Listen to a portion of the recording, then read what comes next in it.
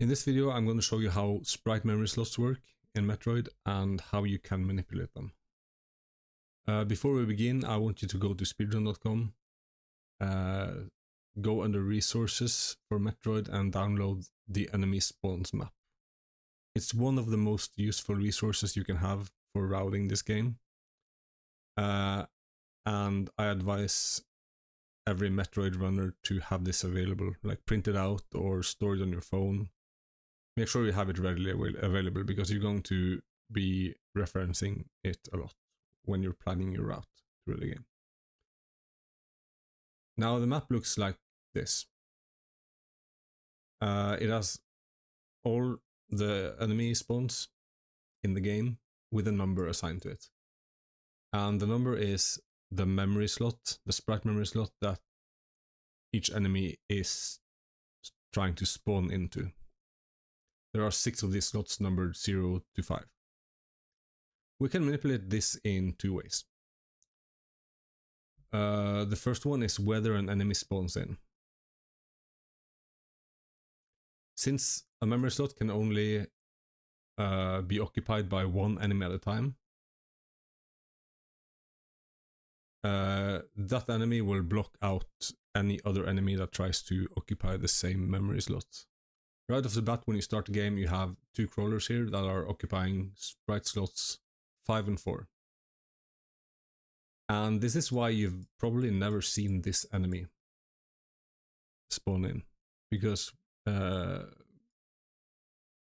this memory slot, number 4, is occupied by this enemy. So if I walk to the left now, it won't exist because the sprite slot is occupied and it doesn't have the room to spawn in.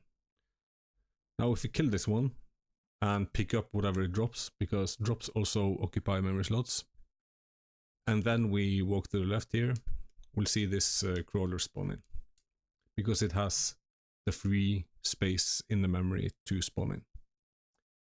One of the most well-known examples where we manipulate this to our advantage is this room right here. It's the tunnel room, the morph ball track. Our goal here is to get this crawler out of the way, or it will be in our way when we're trying to clear the tunnel. Now what we do is we want to kill this bat right here before this bat tries to spawn in. And you've seen people do this move, I'm sure. We drop down here and we kill these 2 bats before we scroll the screen. As soon as we scroll the screen, this bat is trying to spawn. So we remove this bat from the memory so that this bat right here has the space to spawn in and exist. And there it is. It's that one right there. Now, since this bat exists in memory and we're scrolling the screen further ahead, this crawler right here won't have the space to exist. It won't spawn in because of the bat, because the memory sprite slot is occupied, which means that we can just roll through the tunnel and be on our way.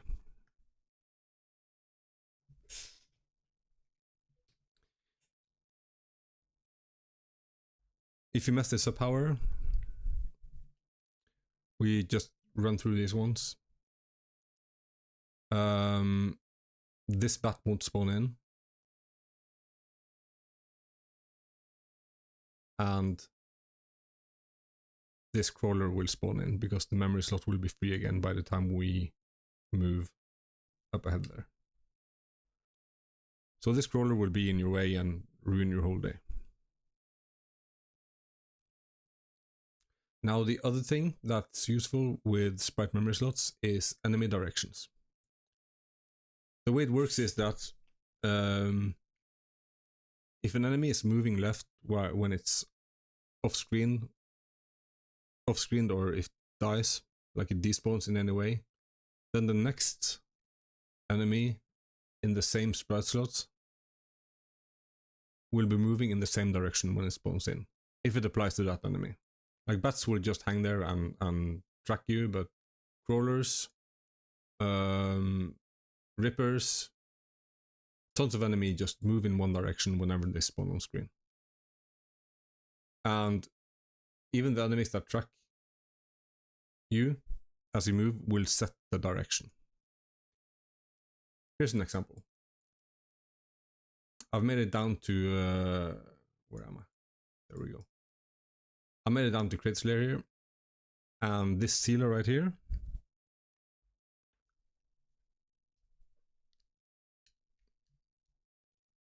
I want to drop down like this because it's the fastest way, but this sealer right here is in my way.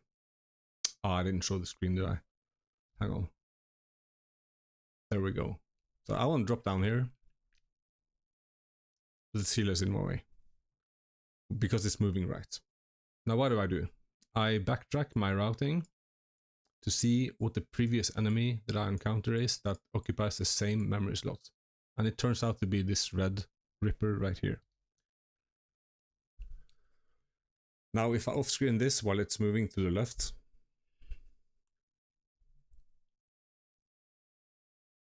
that means that this sealer right here, the snail thing, will also be moving to the left and it will be out of my way. Another very well-known example of setting directions is also in the tunnel room. It's this Rio right here. There we go.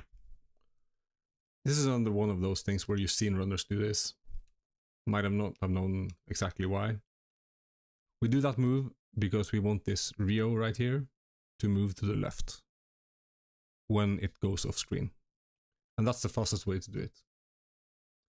Now the reason for that is that we want all these crawlers right here that share the same sprite slot with the Rio, we want those to be moving left so that they're out of the way when we're climbing the shaft.